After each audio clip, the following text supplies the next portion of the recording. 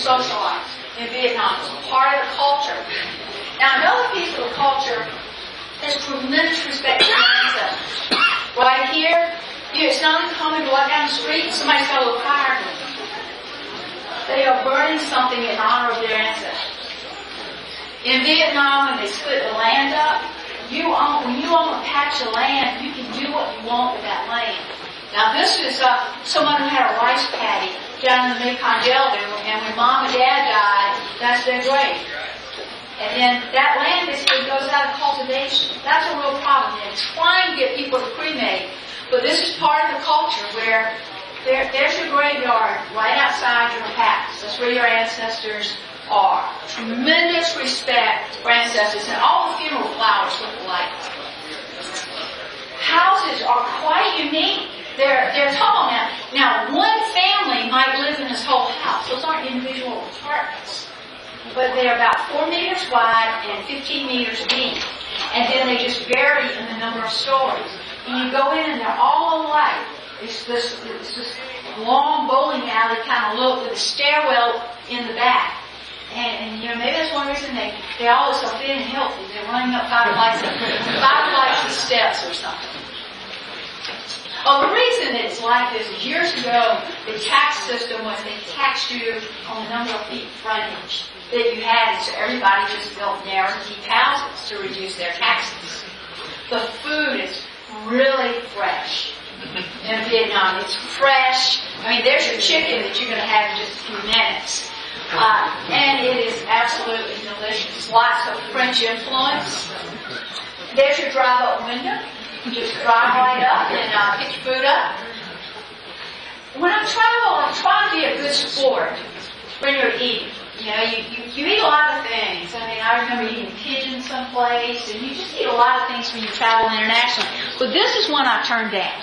It's probably the few things I've ever turned down. This is rice wine.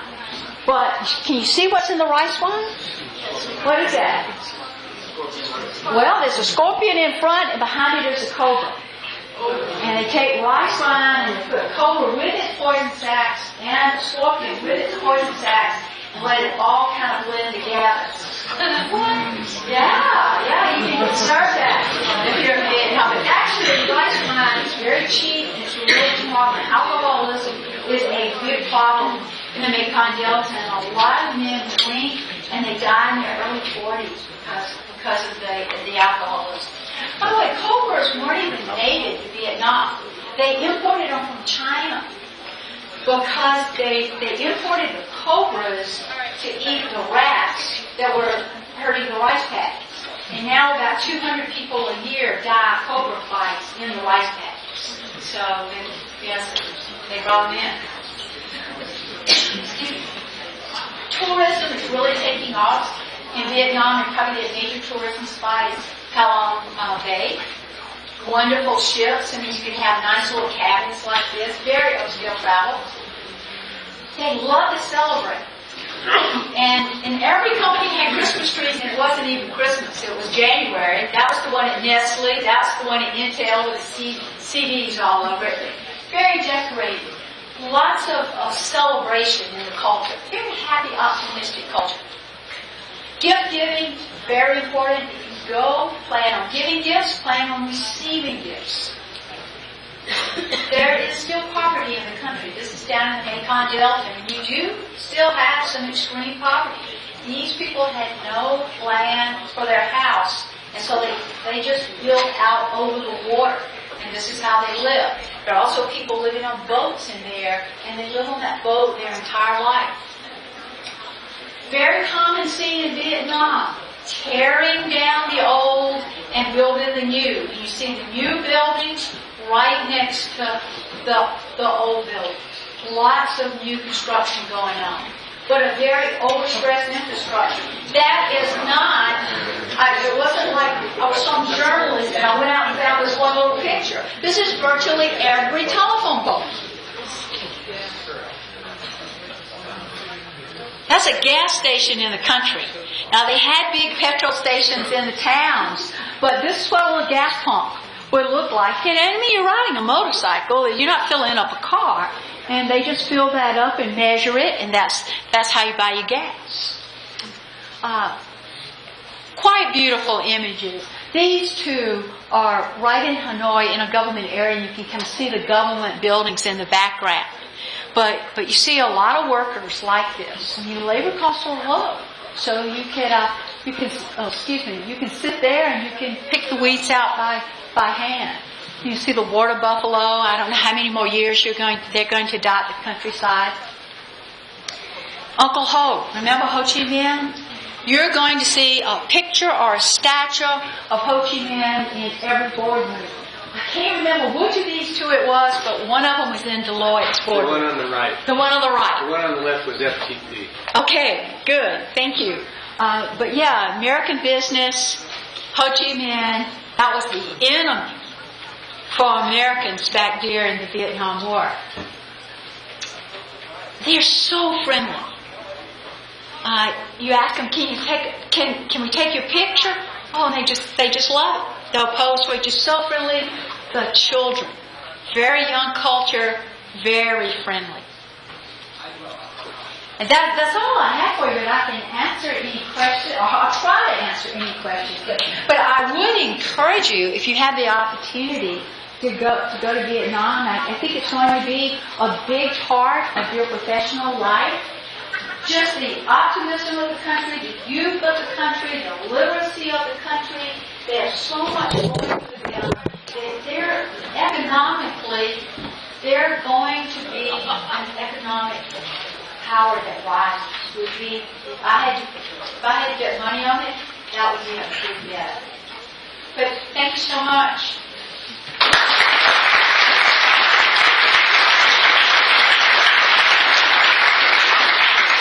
Let's open it up, take a few questions before we have to leave. Anybody have some questions? Steve? Or comments from those who've been in Vietnam, if you saw something different or had something you want to add. Welcome yours. Crime? What about just walking down the street in Hanoi? Can you do that without being mugged? I personally felt very safe. And, I was careful what sections I walked in. But I felt personally I felt very safe there, and I'm not a cowboy person. Yes. You talked about the high literacy rate. What's the education like there? Where the schools are they developed at all? It's kind of interesting. Usually in a lot of countries you think of people going to private school as that being an opportunity for maybe a better education. There, the public school is considered where you go to get a better education. Private school is kind of for people who are having problems or, it's not as good an education. It's public, but they actually pay as well. And they're starting MBA programs. We visited Hanoi Business School. So business schools are starting up, but they don't have a lot of the business schools like you enjoy in the U.S. That's a new thing in Vietnam. The high literacy rate is more at the lower levels. Intel's greatest challenge is finding the lower and middle level managers. That's really their big challenge, is that kind of level of education. Oh, I'm sorry, there was another hand here that was right in the area. Was it your school? Yeah, I was just going to say, I had the opportunity to join on our study abroad program in Asia a couple of years ago, and we experienced everything that you just saw in this presentation. It was just fabulous, and I encourage you to take advantage of those kinds of opportunities. Yeah, if you don't know about it, the deadline for applying to that program is November 19th, and you can find out information on that in our tax center on the third floor, and I really encourage you to do that. Each and every one of you, including the international students and out-of-state students, essentially get a benefit because the university applies the tuition to help cover the costs of the travel on these programs. So it's an incredible opportunity. We were just exploring that with Patricia, and that's not the same at Indiana University. You have to pay for all the travel costs plus tuition there. We've got a tremendous benefit already built into it here at Utah State University. So international students benefit hugely because of that. Out-of-state students benefit enormously, but in-state students also benefit. So I really, really encourage it. And I would just echo the point that Dr. Skousen has made. This was an incredibly well put together presentation on the experience in Vietnam, and you will experience these kinds of things. It will change your life. I think we saw a couple of other hands before Yeah, one back here. Yes. What does $600 a month mean? Well, that is an excellent point that you make. It will buy a lot more than it will buy here in the U.S. You can go out for an outstanding lunch for $5, an outstanding dinner for $10. But that only works if you stay in that closed economy. So what if you're living in Vietnam and you say, oh, I'd like to go to Australia for the weekend. I'd like to fly back to the U.S. You know, you're making $300 a month. Okay, so you've got to stay in that closed economy. And then the other question I had was, you mentioned they're a huge exporter of agriculture things. Yes. How is that possible if they're such a small state compared to how big they are? I mean, it doesn't even seem like they'd have room for agriculture. They have so much rich agricultural land. I mean, they have a delta area. The entire country is in the tropics or the subtropics. So much of the land is productive for agriculture. One of the interesting statistics is that Vietnam went from a net importer of rice prior to opening up their economy to the second largest exporter of rice in the world.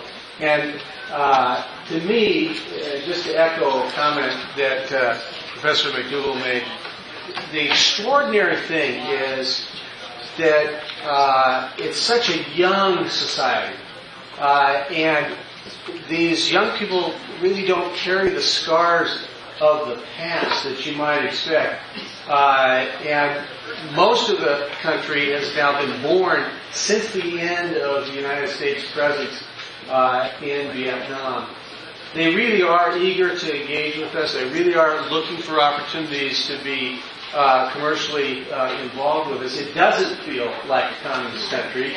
You have to kind of remind yourself of that from time to time. And here's the thought that I'd like to ask you to take away with you as we close this session, and that is, consider the difference between Vietnam and North Korea. North Korea was our enemy in 1950. Vietnam was our enemy in 1975. North Korea today seeks to engage with the world on the basis of thermonuclear threat and paranoia. And Vietnam engages with the world on the basis of open borders, trade, commercial interaction. Which country has benefited its people the greater by virtue of that government policy? We know that it's South Vietnam, or it's Vietnam. We know that that country is rapidly rising in terms of its living standards, its quality of life, its health standards, its education standards. That plant that Intel is building is taking production from Pudong, which is the industrial section of Shanghai, and the Philippines. It's a second stage of outsourcing. They're not taking jobs away from the United States now because those jobs already are in Asia. They're taking them from China and Philippines and building them there in Vietnam. And that is driving this powerful, powerful engine of growth, of acquisition of wealth of nations. And I think the title of this lecture is very well appropriately chosen, Vietnam the Next China. Please join me in thanking Professor McDougall for this lecture.